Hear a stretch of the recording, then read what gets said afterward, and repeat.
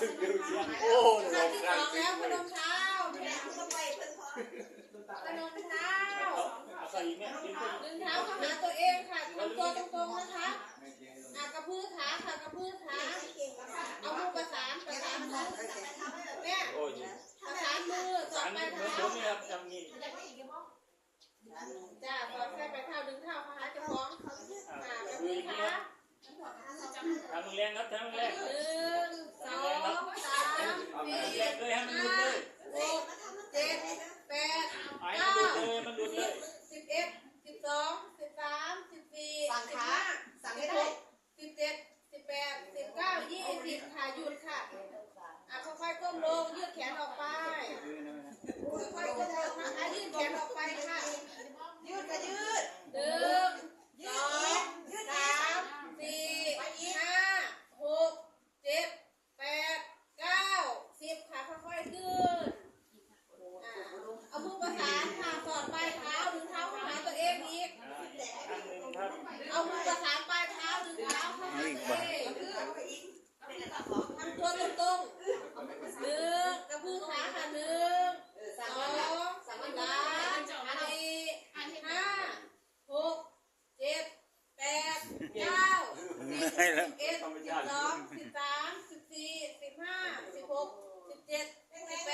19 20หยุดค่ะค่อยๆก้มลงอีกรอบนึงยืดแขนออกไปก้มไปอีกจ้า 1 2 3 4 5 6 7 8 9 10ค่อยๆขึ้น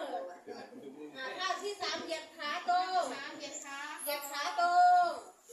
ค่อยๆฉีกขาออกค่อยๆฉีกขาออกนะคะกระโดดปลายเท้าไว้ด้วยกระโดดปลายเท้าไว้ด้วยนะคะทำตัวตรงๆนะคะค่อยๆก้มลงก้มลงยืดแขนออกไปด้านหน้าค่อยๆก้มลงห้ามโยกนะคะห้ามโยกนะคะ1 2 3 4 5 6 7 8 9 10ค่อยๆขึ้นค่ะฉีกขาออกอีกค่ะฉีกขาออกอีกกระโดดปลายเท้านะคะ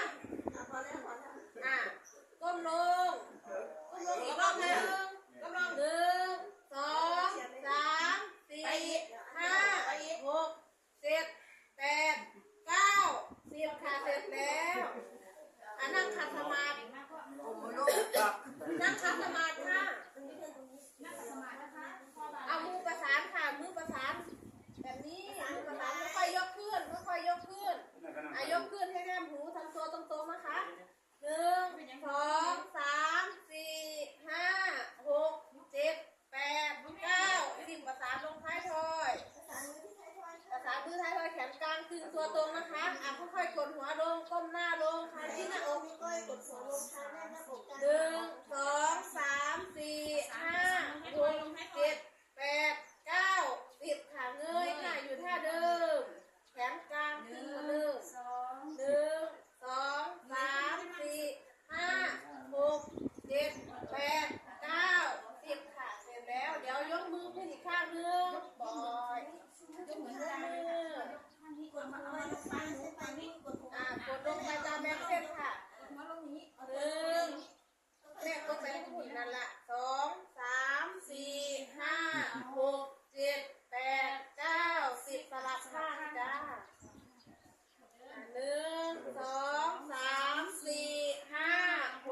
7 8 9 10ค่ะประสานมือท้ายทอยแขนกลางขึ้นนะคะเอียงข้างค่ะให้2ชิ้นหัวเข่า1 2 3 4 5 6 7 8 9 10สลับข้างจ้ะ1 2 3 4 5 6 7 8 9 10ค่ะสลับข้างจ้ะ1 2 3 4 5 6 7 8 9 10สลับข้างอีกรอบนึง1 2 3 4 5 6 7 8 9 10ค่ะเมื่อยปะเมื่อยแค่ได้ยืนปะครั้งแรกแล้วก็ปีละบอกอย่างเลยรู้ว่าพ่อไหมพ่อรู้สึกซ้ายหูตรงนี้